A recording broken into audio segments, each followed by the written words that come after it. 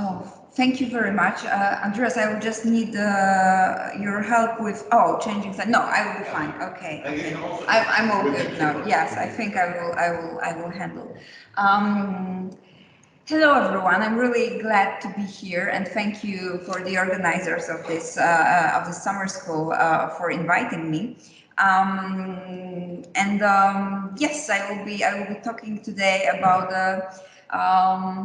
one of the issues that is not only crucially important for the rule of law as such, but also for preservation of the European values that Andreas mentioned in the beginning of our meeting today in the morning this morning, and I think that a lot of issues combine within SLAPPs. So SLAPPs create a space for I think interesting and important discussions.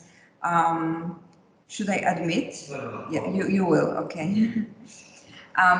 So without further ado, I will start my presentation. I'm concentrating on Poland. I'm a Pole. I know this situation very well concerning SLAPPs in particular, because I should add this to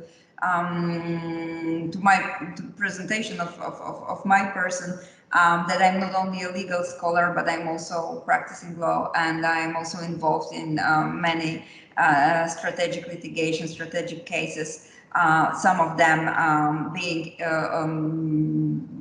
proceeded in response to or as a response to SLAPPs.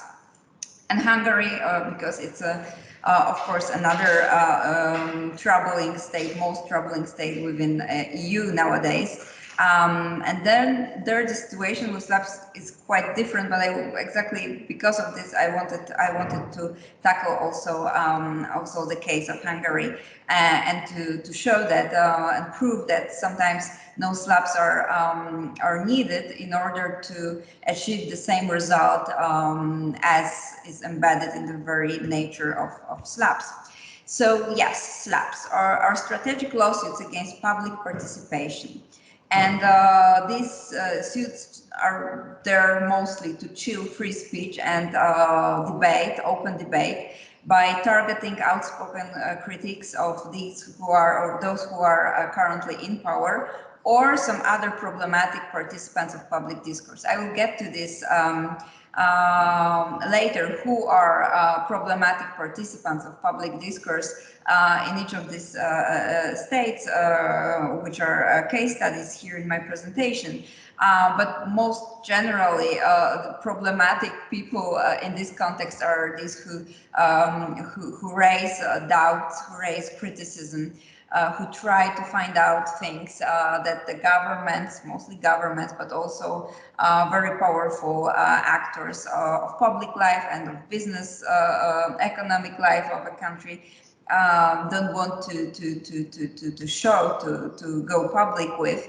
And these people who try to find out information, for example, or are very openly against some policies of the state, are being targeted by SLAPPs. So more generally, they are being targeted by law. So the law here is a tool of going against these problematic figures and participants of public discourse.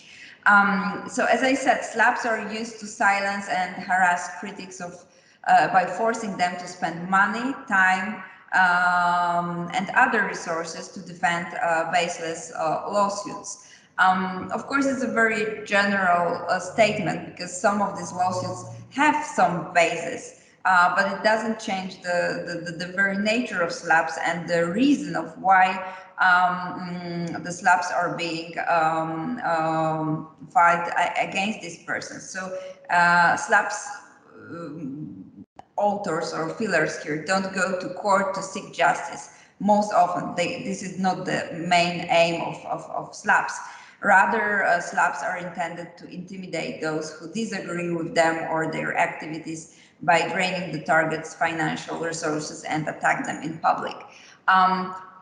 this financial aspect of SLAPPs and the reason why it's being underlined so strongly is directly connected to the so to say heritage of or the coming the source of SLAPPs, or the initial context of SLAPPs, which is in the US, and has a lot to do with the commercial aspect of SLAPPs. When we talk about populist states, sometimes authoritarian states, and the general attack on the rule of law that is taking place in many states within EU nowadays, and in particular in Central and Eastern European states. So this context slightly changes, and it's more about silencing and of course also through financial penalties, but it's more about intimidating and causing this chilling effect on speech. But of course, as I said, this financial aspect is also directly linked to SLAPPs and to legal actions that follow. We have to remember, and perhaps I should start with this, that in most of the states, court cases, court proceedings, lawsuits, etc., are years long. They take really years to be handled by the courts for many different reasons. And they are engaging enormous resources of all kinds, and we should not forget also the psychological ones and these aspects of being involved in a SLAPP. But I will get to this also in a moment. So why are SLAPPs dangerous but also effective? It's because even a meritless lawsuit can take years and financial resources to defend, and also other resources, as I mentioned, are involved here. And to end or prevent the SLAPP, those who speak out on issues of public interest frequently agree to muzzle themselves, apologize, or correct their statements. And this is actually what these who stand behind SLAPPs want. So they want to silence their enemies or critics by forcing them to behave, to act in this very particular way. So in populist or authoritarian states, SLAPPs are most often initiated by the state institutions or their allies, for example, media, state-owned media or media that are very friendly to the government, against journalists and independent media outlets, civil society representatives, scholars also, or judiciary. So these are like the groups that are most often attacked in states like Poland and Hungary. And this aspect of SLAPPs is the main subject of my presentation today. But I will get to this psychological aspect too. So, because we hear SLAPPs and we hear lawsuit, and perhaps it doesn't resonate with personal experience and feelings, because I assume most of us, we haven't received any SLAPPs in our life yet, or any other lawsuit. But believe me, receiving a lawsuit, knowing that you are going to be subject of court proceedings, that you have to go to court to testify, that you are, or like in the case of Poland, where SLAPPs can be issued both on the basis of civil and criminal law. The fact that you are you're conscious of the fact that you are under criminal law accusation, it's enormously stressful. And it doesn't surprise me at all that a lot of people are simply very scared. And this is why they decide to apologize, not to dig deeper into the case, for example, when they are journalists, etc., because they just don't want to go through this whole process. And it's not only about the money or other aspects, but mostly about this psychological aspect. So what are these elements? Very crucial to understand the phenomenon of SLAPP. So it's creating an enemy. So also by the state institutions, and like it's the case in Poland when the state controls national media, then creating this enemy against whom slaps are being directed is very easy, because then you have just on TV, state radio, etc., all the time negative information against this person, and also information that such lawsuits have been filed, so that this person is under some court proceedings, etc. So it also creates an atmosphere around this person of intimidation and harassment.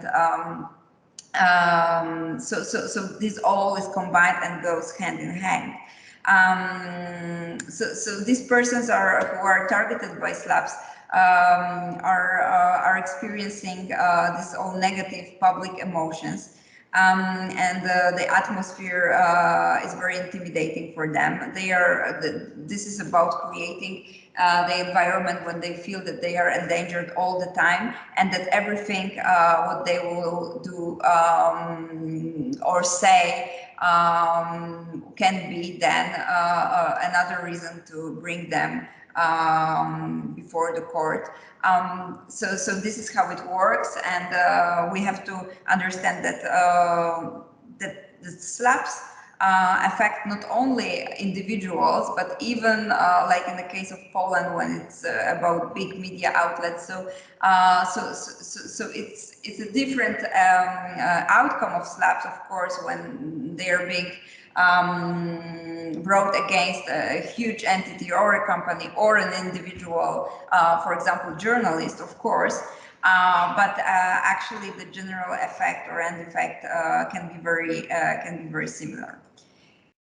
So now Poland as a case study. I will start with referring to this information of 2021 report of the International Press Institute on the erosion of media freedom in Poland. And the information there, of course, I didn't bring here details, but they are devastating for the general assessment of how the media freedom in Poland looks nowadays. But still, I have to stress this, that we do have independent media. We do have media freedom in the sense of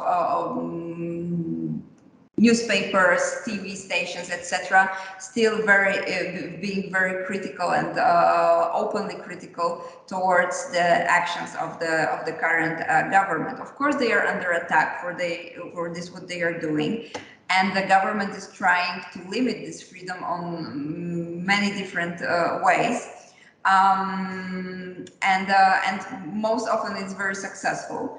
But still, I cannot say that the situation can be compared when it comes to the media freedom with the Hungarian situation. I'll get to Hungary in a moment. But still, it's much better. So still in Poland than it is in Hungary.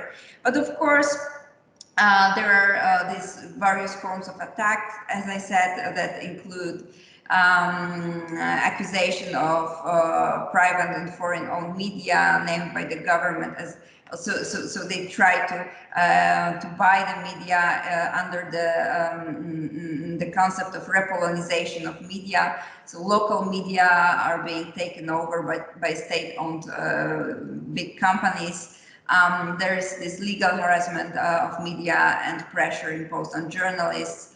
And of course, there are SLAPPs being directly initiated by the government, by the state, by state institutions, etc. So, yes, one of the most important, contexts of all when we talk about SLAPPs in case of Poland and Hungary is the rule of law destruction context.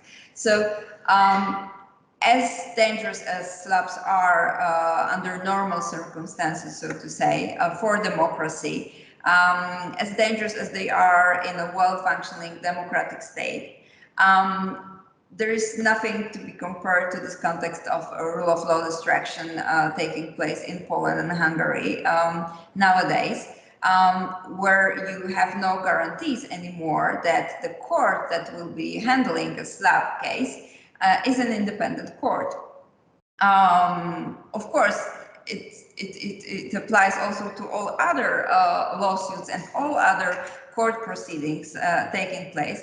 But in the context of SLAPPs, it's even more important and even more scary, I would say, because if the SLAPP is initiated by the government, that is an active part of the process of the rule of law destruction and destruction of independent judiciary, then we are in real trouble because we, as I said, we cannot be sure if the court is independent enough to look at the case in a way that will identify this SLAPPs elements in it. Because of course we can say, and it's rightfully so, that everyone can go, so to say, colloquially, to go to court and file a lawsuit, of course, and this is how it works, simply as it is. But the role of the court is to identify the SLAPPs elements in the lawsuit, and then to look at it and analyze it in this particular context. So when the independence of judiciary is not assured and it's under attack all the time, we can raise doubts as to the independence of the judges who are tackling SLAPPs, for example, initiated by the government. So just to give you the example of a scale of this phenomenon, Gazeta Wyborcza is the biggest Polish daily newspaper in Poland, yes, and it's also almost, I would say, enemy number one of the government when it comes to media, because it's very critical of the current government and its allies, and it's very open in the critique that it publishes. So for the last now, not full 7 years, 6 years, I think that these statistics apply to the period of 6 years. There have been more than 100 SLAPPs against Gazeta Wyborcza only, and of course we have other independent media, and they are all being targeted by SLAPPs. So 100 SLAPPs by the government, by the companies associated with the government, by the politicians, by the so-called neo-judges, as we call them, so the judges that have been elected in an unlawful, unconstitutional procedure, ministers of the government, etc., etc. So, so you can see the scale. And of course, we can calculate, we can count it also in this financial aspect and money aspect. How much does it cost to defend yourself when you are targeted with 100 SLAPPs? And some of them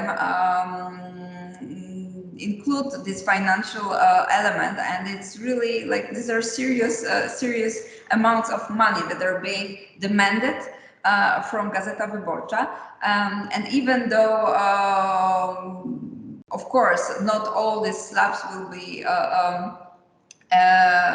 will be considered by the courts as rightful, and Gazeta Wyborcza will not be forced, or is not being forced to pay all this money. But even the legal representation in 100 cases all over Poland, it's a huge thing. And now think about independent like internet portals, information portals, etc., where they don't have so many income coming from advertisement, etc., and they are, for example, being sponsored only and financed only by subscribers and civil society. So it's almost impossible to stand against and to go against so many SLAPPs by such smaller independent media outlets. So, so it's really challenging. And yes, who are problematic participants of public discourse in Poland who receive SLAPPs? I will give you some examples. I misspelled Wojciech's last name. I'm sorry for this. This is Professor Wojciech Sadurski. his cases are actually quite famous. And by the way, now there will be an advert. Wojciech's excellent book, because I already had a chance to look at it, will be out very soon in Cambridge or Oxford. Oh, I should check this. But one of these in days, and it's called Pandemic of Populists. And it's exactly about the subject of this summer school. And as all Wojciech's books, it's excellent and very informative. And he can address and tackle some issues from his own experience. I put here only just one example of a slap that he received. Wojciech Sadurski is one of the top world constitutional comparative legal scholars. And he is a very open, outspoken critic of Law and Justice Party government. And his criticism is expressed not only in his legal writings, but also on his Twitter. That is being followed by the government very closely and with interest. So Wojciech, during last years, he received 5 slaps from the Polish ruling party, Law and Justice Party, and also from state-owned national TV station for things he said. What's interesting and dangerous in his cases, so far, I must admit this, and this is great news, all these lawsuits that have been tackled by the courts so far have been won by, these cases have been won by Wojciech and his excellent lawyers from Free Courts Initiative. So for now it's good, but these lawsuits were not only based on civil law provisions and anti-defamation civil law provisions, but also criminal law provisions. And this is much more dangerous in terms of the consequences that are attached to criminal law. Even though some claim that civil law procedure is more dangerous in the financial sense, because there these amounts can be really higher. Again, even though in criminal law procedure, this financial aspect can be applicable as well. So Sadurski published a tweet on November 10th, 2018, characterizing Law and Justice Party as I quote, an organized criminal group. The tweet called upon Polish citizens, to boycott the so-called Independence March to be held in Warsaw on November 11th, which is organized yearly by radical right-wing groups. The text of the tweet read, "If anyone still had any doubts after the maneuver of the past 2 days, this much should be clear. No honest person should go in a parade of defenders of the white race who have hidden for a moment their falangas, a neo-Nazi symbol, and swastikas in collusion with an organized criminal group, Law and Justice Party." So for this, he was sued. And the international community of lawyers and legal scholars stood in defense, writing letters. Article 19, Amnesty International and other organizations joined with amicus briefs in order to protect and defend Wojciech. And it was successful. As I said, this case is won for Professor Sadurski. But again, it sparked emotions, it sparked other resources and engagement. And this is only because of still independent courts. I think that this case could be won. Under other circumstances, I have serious doubts what the outcome might be. Then we have an example of a journalist, so Ewa Siedlecka, another very prominent, outspoken critic of the government, and for sure she belongs to this category of disliked individuals who speak openly and publish openly on the destruction of independence of judiciary in In particular, Eva concentrates on this aspect of the demolition of the rule of law in Poland. So the first instance court in November 2021, it was a criminal court because it was based on this defamation case was brought, this SLAPP was brought on the basis of in famous Article 212 that we have in our Polish criminal code that allows for this criminal libel defamation cases. So she was found guilty of this criminal libel for commenting on the organized campaign of hatred against independent Polish judges. She was accused by two of the judges, these neo-judges notorious in going after independent judiciary. So two of judges who were involved in or claimed to be involved in the hatred campaign organized by the government, actually by the Ministry of Justice against Polish judges. They felt insulted, defamed by a journalist who was actually just asking questions, not stating that they were involved. But they felt their rights have been infringed, and they brought her to court with a SLAPP, with a classical SLAPP. Like if there can be a definition of a SLAPP, then Ewa Siedlecka case can serve here as the best example. On the appeal, Siedlecka won, but as we all claim among these who were involved in the case, it's a bitter victory because the judge said that actually the reason for the decision is that there was no social harm or harmfulness of the act Siedlecka committed. And the judgment was not based on the freedom of speech reasons and media freedom, journalist freedom. So it was perhaps the easiest way out for the judge out of this SLAPP. But I think that it sets a dangerous precedent for the future. In particular, in the context of, as I said, this hatred campaign against independent judges. And I added here, I think, an interesting example of the case that I was personally involved in. It's a case, a lawsuit, civil lawsuit brought against Professor Jan Grabowski and Professor Barbara Engelking by a private person. Professor Grabowski and Professor Engelking are world-known Holocaust scholars. They co-edited a volume, 1,800 pages long. It's called There Is Still Night, on the crimes committed mostly by Poles against the Jews during Second World War in the eastern part of parts of Poland.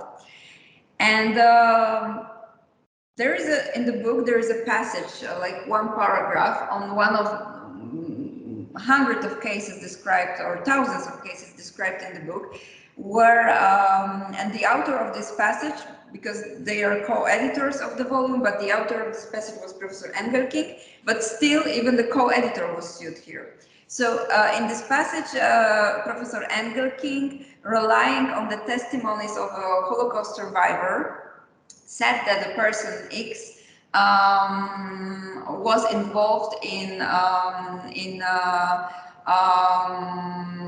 denunciation of Jews, or showing the Germans where the Jews were hiding, and through this person was co-responsible for their death. And the grandniece of this person sued Professor Engelking and Professor Grabowski for defaming the memory of her late uncle, who was this person described in the book. And she claimed that her rights, personal rights to this good memory were violated, but also her rights to national identity, Polish identity, and to historical truth. This is like a separate question and extremely interesting one. If there is something like a personal right to historical truth, I think it's a subject for another discussion and another lecture. And this is actually what I research on a lot.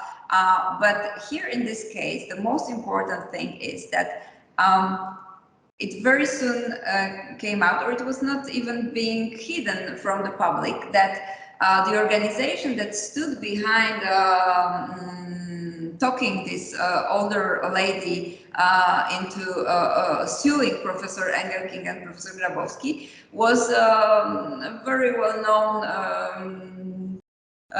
right-wing organization closely allied to the government. And their goal or their activities concentrate on this so-called going after defamation of the Polish nation and the Polish state.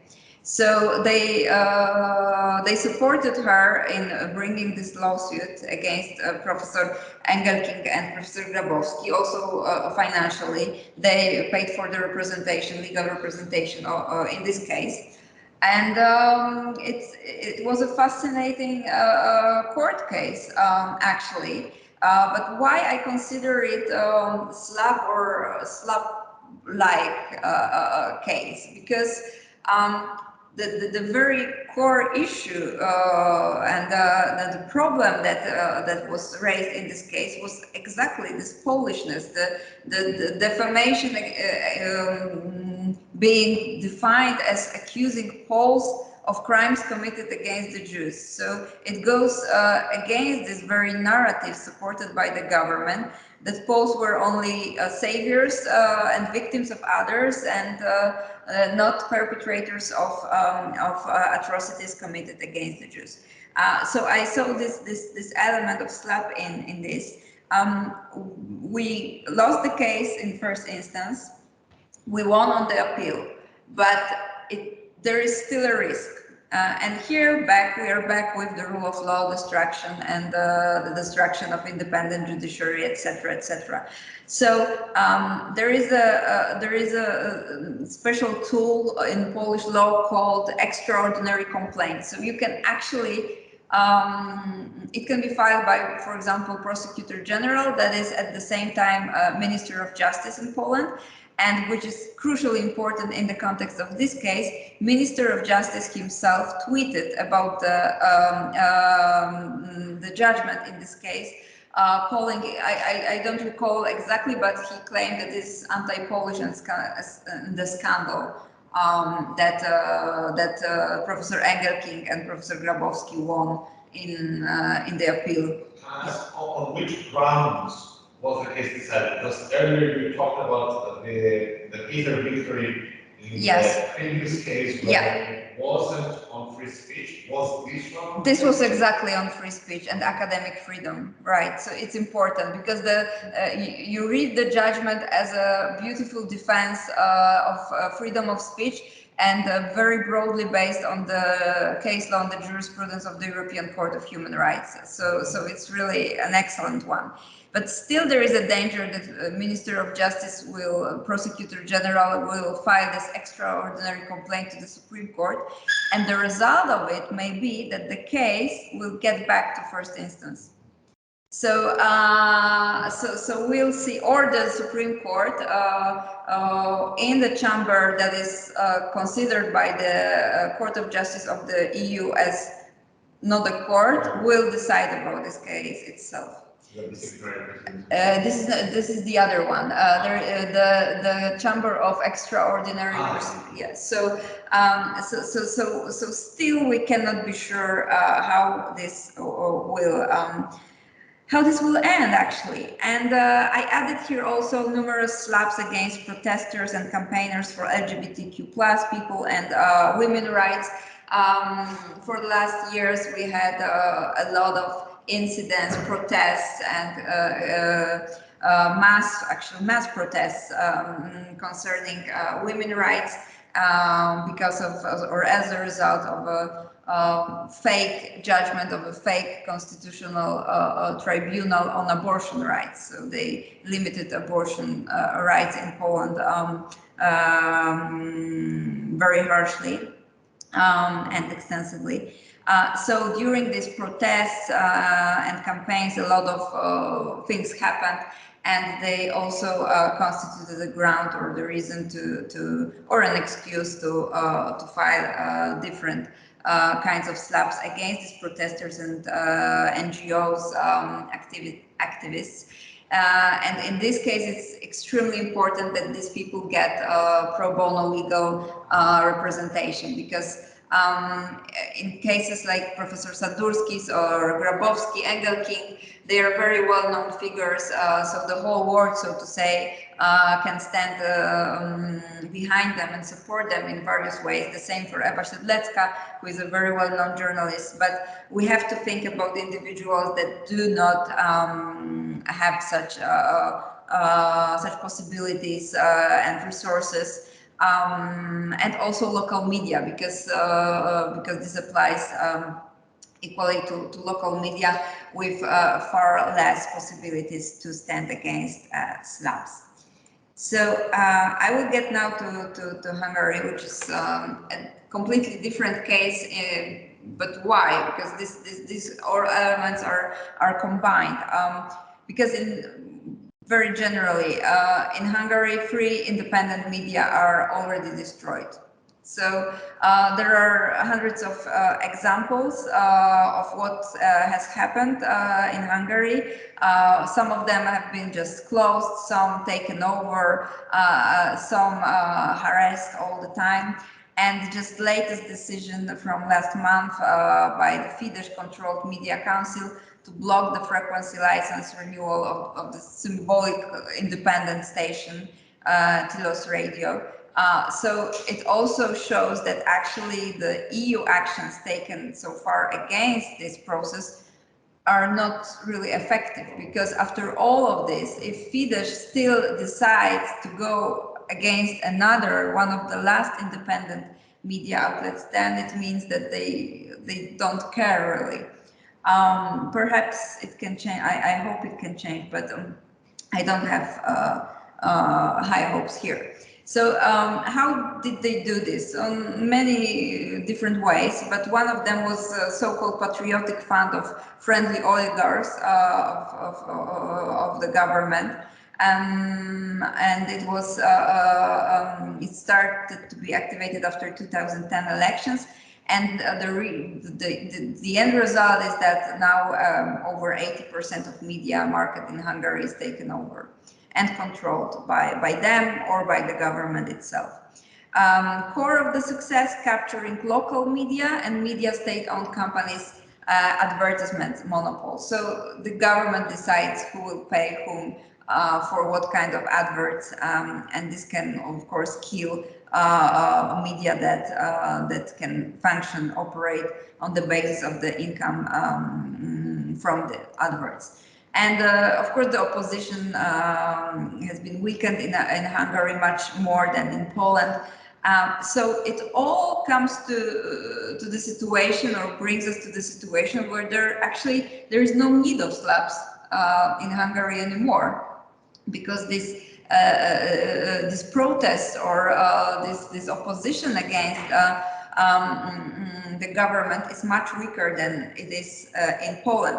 But still, there are SLAPPs, and they are being filed mostly against NGOs. And there was this infamous 2017 Lex NGO that goes hand in hand with Russian provisions concerning those foreign agents and all these who are being supported financially from abroad. So one of such biggest NGOs in Hungary that was responsible, and here again also this European context, it was responsible for the division of the funds within so-called Norwegian funds. So important contribution for civil society. So they were put under criminal accusations for fraud and all other possible crimes that the government claimed they are committing. And here we do not have this directly freedom of speech aspect.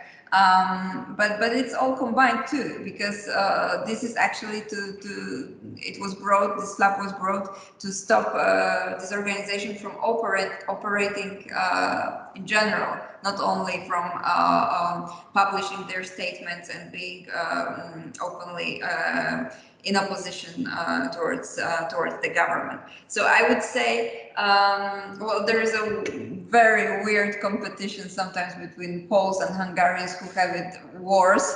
But here, for sure, the situation in Hungary is much more difficult in this sense.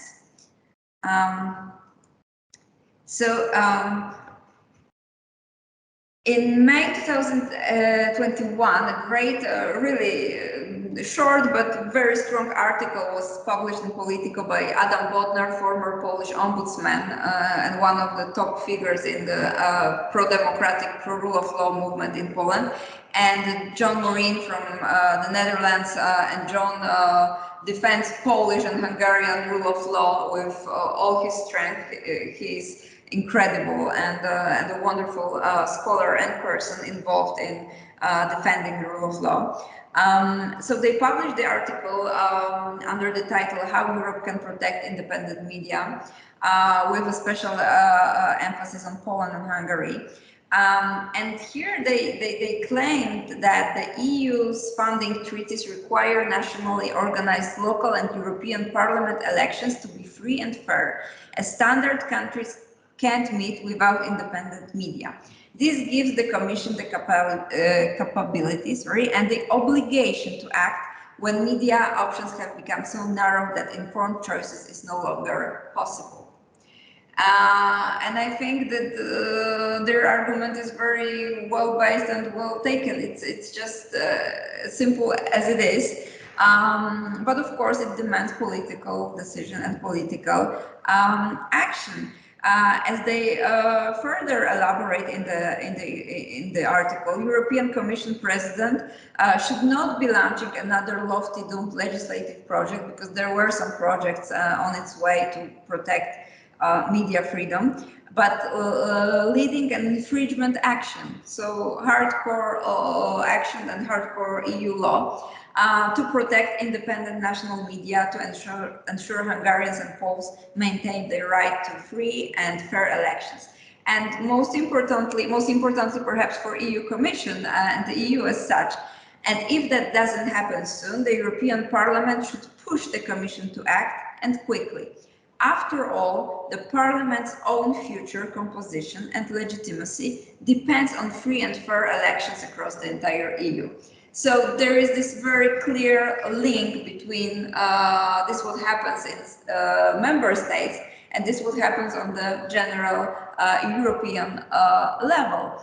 And I think that this is a more broad or a broader problem and issue that for many years, also during the rule of law destruction already taking place in many EU states, that the EU was not recognizing it well enough, that this is actually not about what these Poles are doing there, but this is about common EU problems, common EU situation and values, of course. We can say it is changing, for sure not quick enough, and there are some steps back being taken, like the recent decision of the EU to sign, as we say it in Poland, sign the papers with the Polish government concerning the recovery funds before or prior to fulfilling the conditions by the Polish government of independence, of assuring independence of judiciary.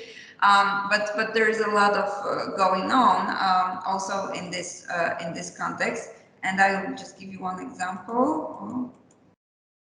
Does it work? Or wait. Okay, no, not.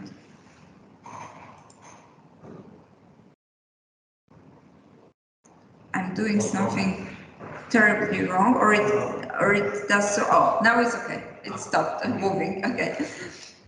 So in June, so a year ago, exactly a year ago, almost exactly a year ago, the EU was announcing the infringement procedure, and the Commission said that the decision by the Hungarian Media Council not to grant the license to the Club Radio was made on highly questionable grounds and breached EU law on proportionality, transparency, and non-discrimination. But this was a year ago, right? So the Commission said that Hungary violated EU telecom rules regarding powers to grant, prolong, renew, revoke the use of license, etc., etc. And that these laws, Hungarian laws, were applied in a discriminatory manner. And Commissioner Jourova said that the Commission had warned Hungarian authorities. It brought no effect, no success. And that this is actually the response. But as we know, again, these are procedures that take years. Within these years, free media in Hungary do not exist. And this is also why the government can win next elections and next elections freely. So for sure, we cannot claim that these mechanisms are effective. They came much too late, this for sure. And I'm also not that convinced if the EU is determined enough to go after this, who actually destroy the very basis and rules of EU functioning.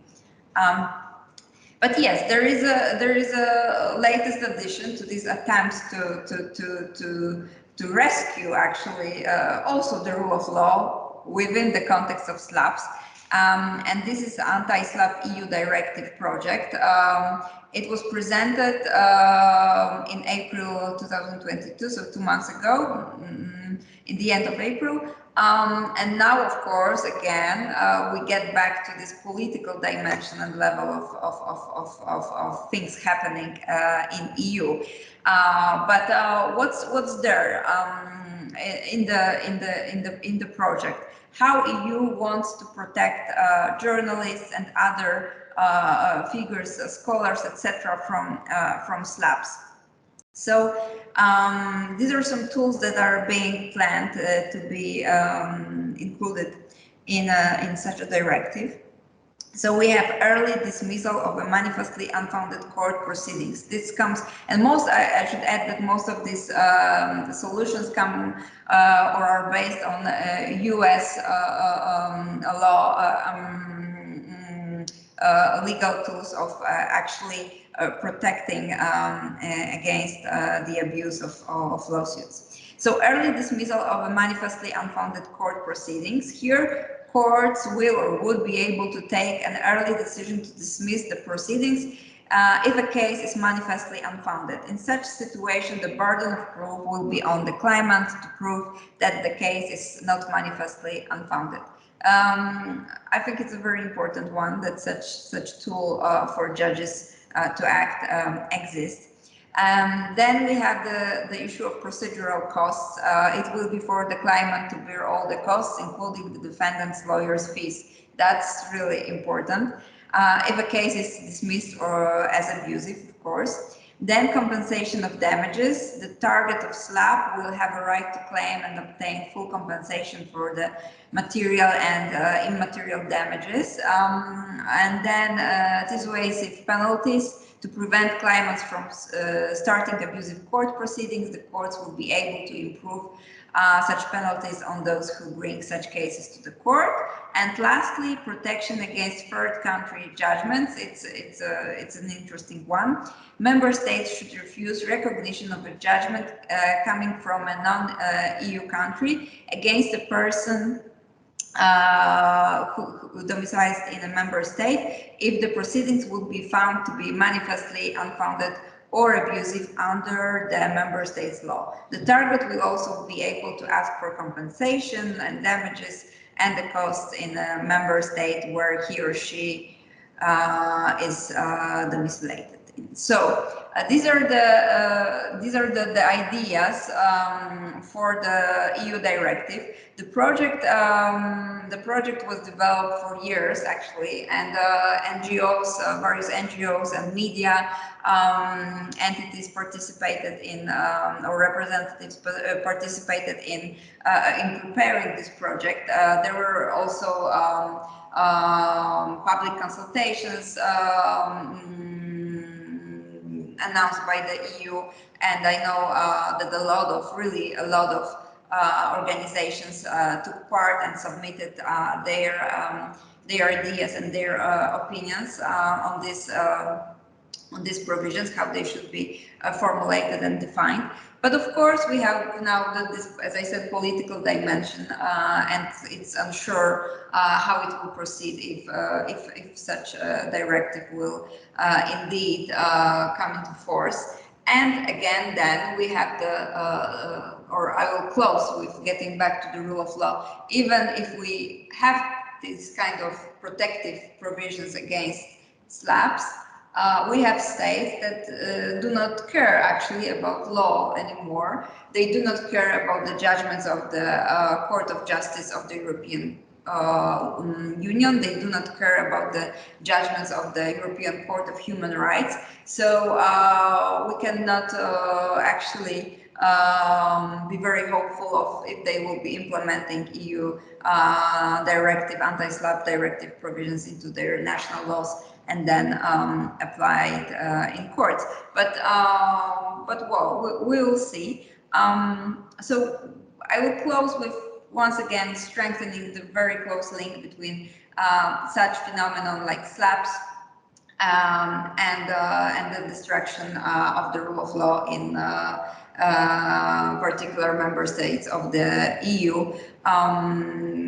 We should not forget that freedom of speech is one of the core most important values and rights and freedoms of all, and without securing it, we cannot actually effectively fight for the prevention of the further destruction of the rule of law. Thank you very much. And I'm, of course, ready and happy to answer any questions or to discuss with comments. Let's see. Oh, okay. Well, thank you very much, Aleksandra. That was very enlightening. I have a bunch of questions, mainly because I wasn't very familiar with the way SLAPPs work and the way that they have been used. But first, of course, if anyone else has any questions, you can now activate your microphone, or you can write in the chat if there's anything you'd like to ask Aleksandra or mention here. Oh, okay. So we have a comment that I think turns into a question. SLAPPs are also a common phenomenon in Brazil, notably against scholars and independent media who criticized President Bolsonaro's government. They are often accompanied by violent threats from digital militias linked to Bolsonaro. In some extreme cases, scholars had to leave the country. Is it also the case in Poland and Hungary? And the second question, how universities respond when their scholars are targeted by SLAPPs? Is there an institutional response, such as a public statement in favor of the scholar, or our universities in general don't engage at all and face this situation as an individual, private matter of the scholar? So I think some very interesting questions here.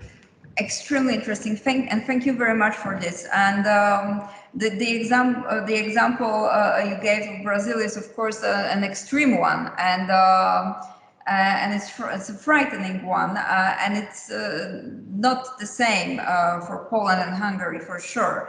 I don't think that we reached this threshold of a situation where the scholars are at real risk, like in this case, and have to leave because they are threatened physically, even, right? So it's another issue. But I would say that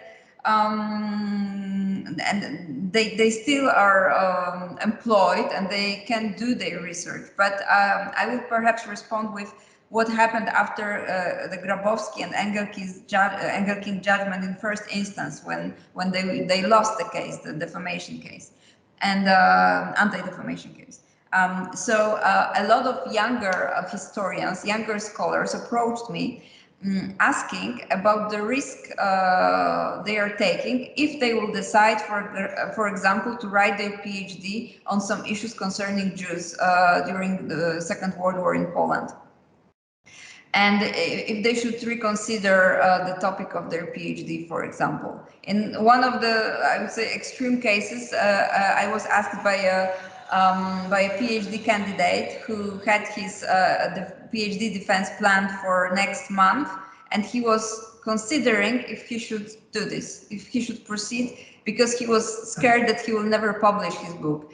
Even if he will publish his PhD, he will be then brought directly to the court, like Professor Engelking and Grabowski. So this is not the same level or character of risk, but this chilling effect is working for sure. So this, yes, and this brings me to the second question about the position of universities. Well, here we can also, I think, notice the chilling effect working, and it all depends on the, I would say, the presidents of universities or a general atmosphere at the particular university. If it has been taken over by, for example, these who are allies of the government or think in the way the government thinks about, like in this case, historical truth and the past and memory and remembrance. So there were some statements by Polish academia in case of Professor Engelking and Grabowski, not so much in case of Professor Sadurski. I mean, individual scholars Polish scholars stood in his defense, but not universities as such. So, so I think that the further we go with the rule of law destruction and attack on various values like human rights protection, etc., the more reluctant the universities will be to stand against some phenomenon that they consider dangerous, but they will decide not to take any public open position on that. I actually have a couple of questions related to those questions. Okay. So my first question is, I hope everyone hears me. My first question is, if there's empirical data that tells us how many cases of SLAPPs there have been in Poland and Hungary compared to other European countries, to see if this is a tool that populist regimes choose to employ much more frequently, and if, I mean, depending on the data that exists, if it can be used to detect rising populist tendencies. So, for instance, if we notice a country employing or being faced with these SLAPP actions to a greater degree, is that evidence that we have undermining of public sphere, of free speech, and therefore of a greater threat to rule of law and democracy? So that's the first question that I have. And the second one is actually linked to the second question posed about institutions, because I want to see the extent to which SLAPPs are used. So, for instance, you mentioned that we have many targets of SLAPPs, ranging from media companies to individual scholars and journalists. Has this been extended to, say, the employers of those individuals? So, for instance, has there been an action against the university for employing people who carry out these actions? Is it maybe, for instance, in Hungary, we had action against universities, against the Central European University and so forth. So has there been analogous action in Poland? Do you think that this is, maybe if it hasn't happened yet, if it's likely the next step in this process of, diminishing the space where public speech can take place? Okay, thank you. So I'll start with the second one. Of course, again, here Hungary wins with the, closing Central and Eastern European University, and it hasn't happened in Poland, and I don't think it will. I think that still the academic community will stand against this in a successful way, even though there are, of course, various attempts, for example, to create new academic centers that are fully government controlled and that will be, financed with much stronger resources and bigger resources than these old, unrightful academic entities and centers. So there are such, I would say, initial steps taken, but not in Poland, not as a systemic problem yet concerning institutions as such. I have just read yesterday that there are some actions planned, legal actions planned against the president of one of the universities in one of the biggest cities in Poland, in Poznań, based on her policy of equality and non-discrimination. But I have to go into details and find out what are the accusations. I suspect it will be connected to welcoming Ukrainian students in masses, actually, and this aspect of what someone may consider as discriminatory towards Poles, which of course is not the case, but it can be abused very easily politically. So, but there is no such situation like Hungary, as I said, because I also know that the Hungarian Academy of Sciences was taken over by the government, and a lot of people who work there do not work there anymore. Perhaps they were not. Some of them were fired. Some knew that they have to leave. There were some changes, enforced changes in Poland. With regards to the directors of cultural, educational, biggest institutions like the World War II Museum, when the director was dismissed. So these are like all elements of for me, one and the same phenomenon taking place. And about statistics and the scale of the problem, there are more and more organizations and initiatives dealing with SLAPPs, and also they emerged around this process of creating the EU directive, and they collect data and they compare them. And from the data I know and I read, it's clearly visible that this is actually that SLAPPs are tools in the, if we call it a fight for and against rule of law, then they are being used against the defenders of the rule of law on very various aspects, because it can also be, as I said, a journalist just asking questions about the budget of a state-owned company, right? Why the money is being allocated, and this is a public institution, this company actually, state-owned, so we are all owners of this company. So the journalist wants to know why some funds are being allocated, for example, in some initiatives sponsored by this company. And he asks, or she asks, and asks again, gets no response. Then the company's management gets angry because they don't want to reveal this. So they respond with an attack, with a slap against violation of their rights by the journalists asking questions. So for sure, this is, as I said, the element of the fight. But and this is not the phenomenon limited to Hungary and Poland that are being treated as the cases in the EU, the worst cases perhaps. For example, there are a lot of media freedom and SLAPPs related problems in Bulgaria, Slovakia. So it's a common problem there too.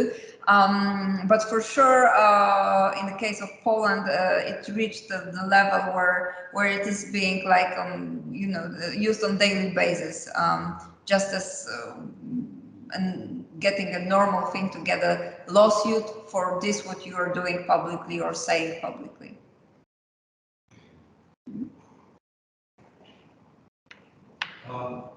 I do have another question actually. That it's something that appeared in one of your earlier slides about the repolonization of the media. Yeah. Could you explain that a bit more? Because I'm not sure I understand what this means. It means that the government doesn't like, in particular, one US-owned TV media station, or they're actually something bigger than just a TV station. But the concept of repolonization is based on the argument that the media should be national in the sense of ownership. So the shares and rights and ownership of the company should be, for example, 80% in Polish hands, so to say. Okay. So owned by Polish companies or Polish state, right? So it's a concept that includes the right to buy off a company, a media outlet, by let's say state-owned companies, so that they remain in the Polish hands. Yeah. But how does that work with social media and the internet, for instance? Because much of the media people consume are not in Polish. This I think stays outside this conversation, but mostly because of technical, like so to call it, right, issues, that it's actually impossible to do. But you have to remember that in states like Poland or Hungary, of course, the social media, internet, etc., is the most important source of information, or becomes to be. But for many sectors of the Polish society, these are still traditional media that are available and that are being heard and listened to and watched. So so this is why it's important to capture them, because this is also the information that gets to your electorate, to the people that vote for you. So you want them to not to be bothered by any other visions of what's or opinions on what's going on in the country and worldwide too. So this is why this repolonization concept came into the discussion. And it's very similar to Hungary then. Yes, of course. Some years ago, one of the leaders of Polish government said that we will have a Budapest in Warsaw. It was a promise, but it should be actually considered a threat. But very often the ideas that contribute to the demolition of the rule of law are very similar in Poland and Hungary. So we're being inspired one way or another in this negative sense, unfortunately. But in the very particular case of TVN TV station owned by Americans, it has already been signed into law. And President Duda, Polish president, stopped it at the very last moment, not signing the law.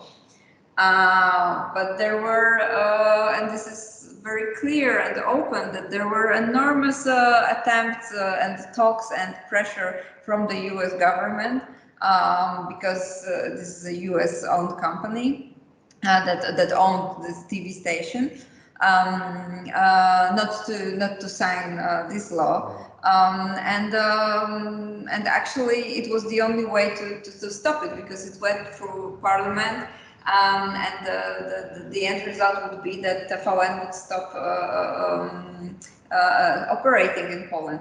Of course, there are different ways to bypass such laws, like, for example, licenses from abroad, some from other EU states. But it doesn't change the very core of the problem, and even of the, I think, important aspect of public discourse on these issues, because for me, they are also tools of raising xenophobic attitudes and pumping these narratives, these nationalistic narratives of national media. It's all combined and very dangerous. So I think that such attempts, if not stopped very strictly and decisively by the EU, will go further. Only bad news, right? So, no, I think that I want to stress that most of these well-known SLAPPs cases in the Polish courts, still the victims of SLAPPs, these targeted by SLAPPs, are winning these cases. But I cannot really say if this element or this aspect of that these cases are very well known and discussed also worldwide, still limits some attempts to go even further against such critics of the government. So it's still and again crucially important to maintain independent judiciary, because this is the only guarantee. Even if such EU directive elements will be implemented, in the end of the day, it's still a judge who decides about the case. And if he or she doesn't feel that it's really like he or she enjoys full independence, then he or she will think twice in such high-profile cases, in particular. Yeah, no, I think that's absolutely right. And I mean, you mentioned in your lecture some kind of encouraging aspects of it. So I understand there are NGOs in Poland who help those who defend SLAPPs. And you also mentioned attempts to limit abortion rights in Poland, which were of course followed by mass protests. So that was also encouraging to see that there are things that could work in that aspect. You know, I mean, the human rights and rule of law defenders for the last 7 years are constantly doing something. Yeah. I think that all these infringement procedures by the EU and the judgments of the Court of Justice of EU are the successes and only of the civil society, lawyers, and human rights defenders, etc., etc. Because if not for them, it would be like done already. I think that EU from itself wouldn't work. Yeah. In order to defend the rule of law in Poland and Hungary.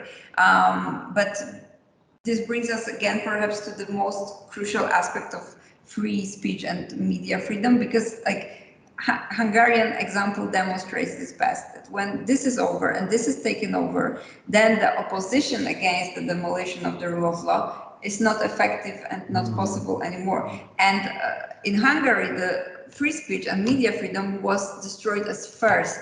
This was actually, from their perspective, the government's perspective, the best move they could have taken. Because this then allowed them to go further in other aspects of their policies.